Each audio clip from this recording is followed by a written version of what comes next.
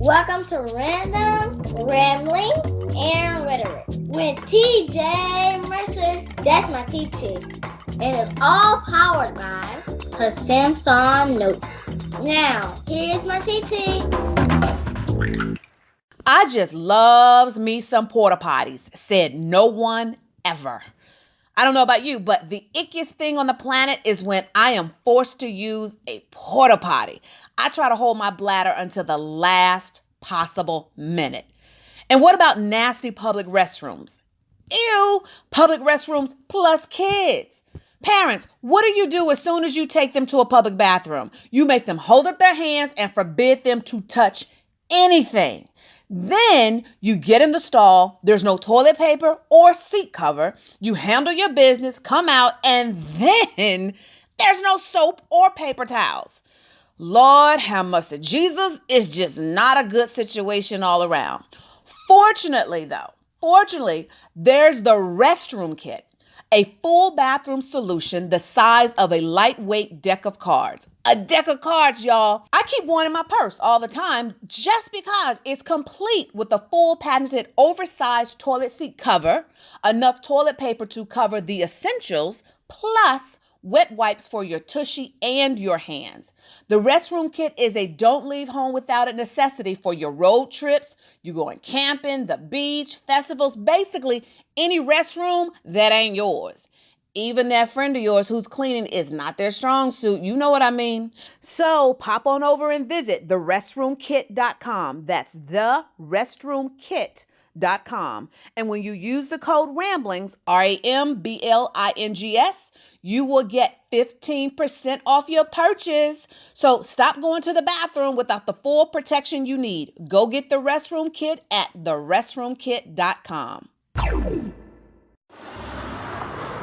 Hey, it's TJ Mercer, your walking exclamation point, your storyteller, your dynamite in glasses, your human emoji, and your world's greatest hugger. But I'm also known as T2 and T and Sir Grayson the Great TT. So listen, I'm out where I normally am when you're listening to me on my daily walk. And it's an awesome, just glorious North Hollywood, California day. So this just popped in my mind because one of my listeners had told me how much they love my Mama Chronicles. And Mama Chronicles is a hashtag that I use on Facebook when I used to tell stories about, my mama. And if you've listened to past episodes, then you know that my mom and I are just cool. Like, she is the dopest. Like, God broke the mold when they chose her to be the uterus that I could post up in for 9 months. So that's the good stuff. The not so good stuff is my mama is a nut. She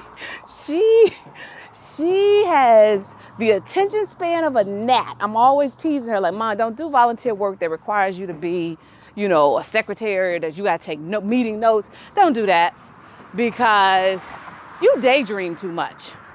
And that's probably where I get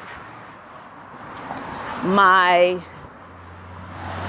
ability to just be in my head all the time, just creating, because my mother's like that. And the difference in my mother and me, though, is that I'm more like over the top personality-wise. My mom is like, she crazy to the people who know her. And you get to know her and then you realize, oh, Miss Wanda, she could be off the chain. So I was thinking about this the other day, or just now rather, and it was when I was still working in television. And I don't know if you know, hopefully you can hear me because there's a cleaning truck going by. So I'm not sure if you know, but television, we work long hours. Like, sometimes you think we doing surgery. Like, I'll never forget, I had worked like 24 hours straight and went to the bank. And I felt so guilty when the person helping me saw how tired I was. And she goes, oh, wow, you must have had a long night at the hospital. And I was so embarrassed to tell her, I ain't saving nobody's life. I'm just making some television. And so this particular night, I was on the deadline. I can't remember what I was working on. I don't know if I was working, maybe I was working on a Shrek special or something like that.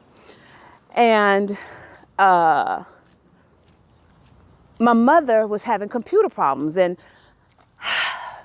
my mother has this thing where nothing works right. Y'all got mamas like that? Do you have a mama like that? Like everything works perfectly for you, but you can buy your mama a brand new iPad and it just will not work right. Then you got to troubleshoot from a distance. So my mother lives in Tennessee. I live in LA. So I'm her tech support person, so much so that when she was looking at getting a new phone, I am a diehard Samsung fan. I keep telling y'all that if somebody from Samsung is listening, let's talk about, you coming on, sponsoring the podcast, just saying. But I'm a diehard Samsung fan. So all of my gadgets, especially my mobile devices, they're all Samsung. I mean, I bought myself an iPad and was like, nah, I don't want it. I take it back. I got me a Samsung tablet. That was when the iPads first came out. So, everybody was like, oh, I want an iPad. I was like, nah, I'm gonna take it back. So that's how much I love Samsung. So I'll always have a Samsung phone. So when she was looking at getting a new phone, she was like, well, what Bud have? Bud is my brother. What Bud have? I was like, Bud has an iPhone, Ma. So if you get in trouble, if you need tech support, you're going to have to call him. Oh, no. What you got? I was like, I got a Samsung. Give me a Samsung because Bud don't halfway answer his phone and I don't need to be stranded and can't figure out my phone and Bud will answer his phone. You always answer my calls. So I was like, okay, whatever. So I had gotten her a new computer. I don't know what it was, but I also knew it was straight out the box. And she had been telling me all day, she had been sending me messages or something. I think this was before texting. This was before texting, came, as our normal form of communication. And so I was like, Mom, I'm on the deadline. I can't deal with this right now, but I'll call you on my way home. So I think I'm on my way home about 11 o'clock at night, some crazy hour, or I had worked through the night. That's what it was. I had worked through the night. And so I was headed home during the day. And so I'm calling her and I'm telling her, Mom, there should be a little icon at the bottom of your screen. And it looks like this. I don't even remember what it was. I was like, I just can't remember. Mom, are you sure? She's like, I don't see it. So I'm running all kind of diagnostics. I'm tired. And I'm like, okay, Mom, let's try this. Let's restart your computer. Let's uninstall this. And I'm going through all these crazy diagnostics of trying to figure out what is wrong with my mama's computer. Because I'm like, I got to get her going. So I'm like, Mom, I don't know. And then something hit me. Ask her if she has her glasses on. So I said, Mom, do you have your glasses on? And she hesitated, and there was this long pause. Yeah. And I could tell in her voice, Mom, you didn't have your glasses on. And then all of a sudden I hear, oh, there it is. I see the icon. Lord have mercy. Jesus, this is the only time in my life that I was so tempted to just slam the phone down on my mother because I had spent about 45 minutes. I had arrived home. I talked to her all the way home, had arrived home, had put on my pajamas, and I just wanted to get into bed. And I'm sitting up trying to figure out what is wrong with my mother's computer and what was wrong with my mother's. Did I say what was wrong with my mother's pewter?